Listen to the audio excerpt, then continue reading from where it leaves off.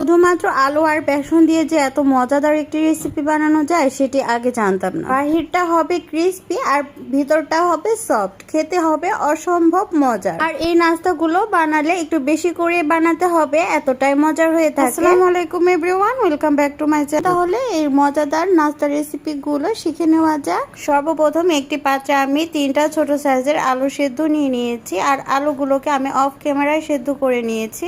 এখন একটি কাঁটা চামচের মাধ্যমে আমি ভালোভাবে ম্যাশ করে নেব। আপনারা চাইলে গ্রেটারের মাধ্যমে গ্রেট করে নিতে পারেন। আর এই নাস্তাগুলো বানানোর জন্য অবশ্যই আলুগুলোকে ভালোভাবে ম্যাশ করে নিতে হবে, এতে নাস্তাগুলো বেশি সুন্দর হয়ে থাকবে। দেখতে পাচ্ছেন আমি কাঁটা চামচের মাধ্যমে ভালোভাবে ম্যাশ করে নিয়েছি। আলুগুলোকে ভালোভাবে ম্যাশ করে নেওয়া হয়ে গিয়েছে। এখন এই পাত্রটা আমি সাইডে রেখে দিচ্ছি। এই পর্যায়ে চুলায় আমি একটি প্যান বসিয়ে দিয়েছি। প্যানটা হালকা একটু গরম হয়ে আসার পর এখানে দিয়ে দিচ্ছি রান্নার রেগুলার সয়াবিন তেল। তেলটা ভালোভাবে গরম হয়ে আসার পর এখানে দিয়ে দিচ্ছি ফোড়নের জন্য কালো জিরা। এখানে দিয়ে দিচ্ছি 1 কাপ পরিমাণ পেঁয়াজ কুচি। পেঁয়াজগুলোকে কিন্তু খুবই কুচি কুচি করে কেটে নিতে হবে। এই পর্যায়ে এখানে দিয়ে দিচ্ছি পরিমাণ মতো লবণ। আর এই পর্যায়ে এখানে দিয়ে দিচ্ছি কাঁচা মরিচ কুচি। আর মরিচটা কিন্তু অবশ্যই বুঝে শুনে অ্যাড করতে হবে, কতটুকু পরিমাণ ঝাল খাবেন সে অনুযায়ী বাড়িয়ে কিংবা কমিয়ে অ্যাড করতে পারেন। এখন পেঁয়াজ মরিচ গুলো হালকা একটু সফট হয়ে আসার আগ পর্যন্ত অনবরত নাড়াচাড়া করে একটু ভেজে নেব। যেহেতু পেঁয়াজের সাথে লবণ দিয়ে দিয়েছি, এই লবণ দিয়ে দেওয়ার কারণে পেঁয়াজগুলো খুব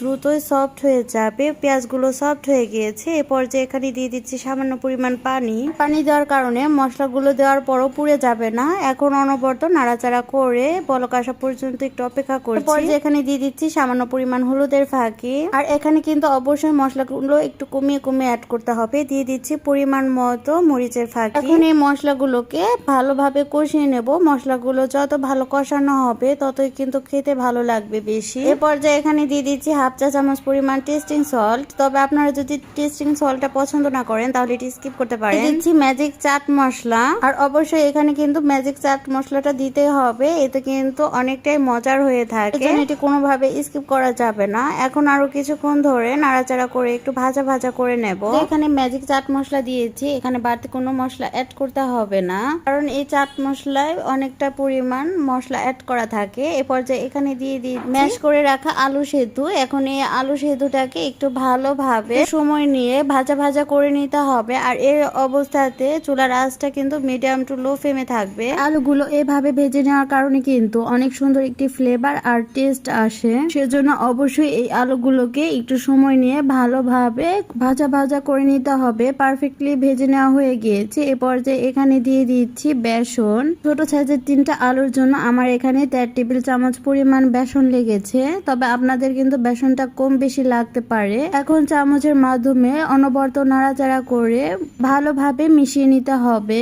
আপনারা তো অনেক ধরনের নাস্তা বানিয়ে খেয়েছেন, তবে একবার হলে এই বেসনের নাস্তাটা বানিয়ে খাবেন। আশা করছি আপনাদের কাছে খুবই ভালো লাগবে। আর এভাবে নাস্তা বানিয়ে বাচ্চাদের টিফিনে দিতে পারেন, বাচ্চারাও খুশি হয়ে যাবে। সকালে ঝটপট টিফিন বানানোর জন্য এই রেসিপিটা একদমই বেস্ট। বেসনের সাথে আলুগুলোকে ভালোভাবে মিশিয়ে নেওয়া হয়ে গিয়েছে। এখন আমি এটি একটি পাত্রে উঠিয়ে নিচ্ছি। এখন এই আলুর মিশ্রণটুকুকে ভালোভাবে ঠান্ডা করে নিতে হবে, সেজন্য এই আলুর মিশ্রণটুকু আমি এখন সাইডে রেখে দিচ্ছি। মিশ্রণটুকু ঠান্ডা হতে হতে আমি কিছু কাজ করে নেব। একটি পাত্রে আমি দিয়ে দিচ্ছি কিছুটা পরিমাণ পানি। পানিটা কিন্তু নরমাল দিতে হবে, গরম পানি কিংবা কুসুম গরম পানি দেওয়া যাবে না। এ পর্যায়ে এখানে দিয়ে দিচ্ছি 1 টেবিল চামচ পরিমাণ ময়দা। ময়দাটা দেওয়ার কারণে ভাজার পর নাস্তাগুলো খুব সুন্দর ক্রিস্পি হবে।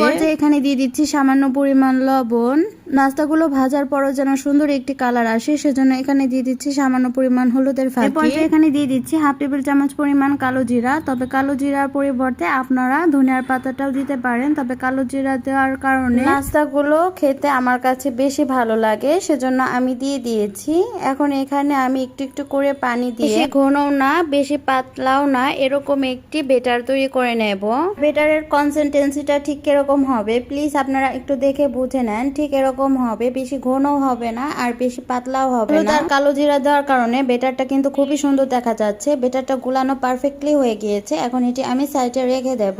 এখন কিন্তু আলুর পুরটা পারফেক্টলি ঠান্ডা হয়ে গিয়েছে। এখন আমি আমার পছন্দের শেপ দিয়ে নেব।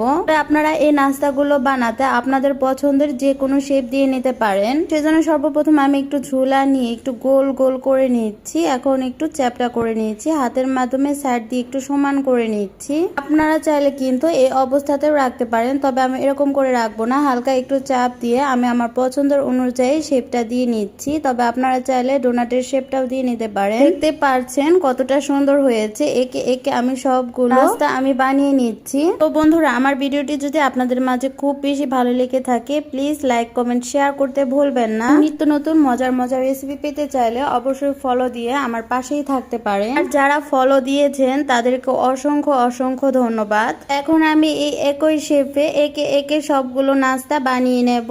একে একে সবগুলো নাস্তা বানিয়ে নেওয়া হয়ে গিয়েছে। দেখতে পাচ্ছেন দেখতে কতটা সুন্দর দেখা যাচ্ছে। এখন আমি এই নাস্তাগুলোকে সাইডে রেখে দেব।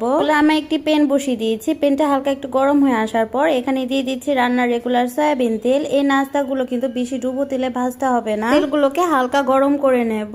আর এর ফাঁকে আমি কিছু কাজ করে নিয়েছি। এখন এই নাস্তাগুলোকে আমি ময়দার ব্যাটারে চুবিয়ে ভালোভাবে কোট করে নেব। উল্টে পাল্টে ভালোভাবে কোট করে নেওয়া হয়ে গিয়েছে। দেখতে পাচ্ছেন এখন এই নাস্তাগুলোকে আমি ব্যাটারের মধ্যে থেকে উঠিয়ে সঙ্গে সঙ্গে তেলে ছেড়ে দেব। তেলটা কিন্তু বেশি গরম হয়নি, হালকা গরম। চুলার আঁচটাও কিন্তু মিডিয়াম টু লো ফ্লেমে থাকবে। তেল ভালোভাবে গরম করে চুলার আঁচটা হাই ফ্লেমে রেখে যদি এই নাস্তাগুলো বানাতে চান তাহলে কিন্তু বাইরেটা কালার চলে আসবে আর মুচমুচে হবে না, আর খেতেও কিন্তু অতটা মজার হবে না। সেজন্য অবশ্যই মিডিয়াম টু লো ফ্লেমে রেখে তেলটা হালকা একটু গরম হয়ে আসার পর একে একে নাস্তাগুলো ছেড়ে দিতে হবে। আর মিডিয়াম টু লো ফ্লেমে রেখে উল্টে পাল্টে ভালোভাবে ভেজে নিতে হবে। দেখতে পাচ্ছেন উল্টে পাল্টে নাস্তাগুলো ভালোভাবে ভেজে নেওয়া হয়ে গিয়েছে। পারফেক্ট একটি কালার চলে এসেছে। এ পর্যায়ে আমি নাস্তাগুলো উঠিয়ে একে একে একটি পাত্রে উঠিয়ে রাখছি।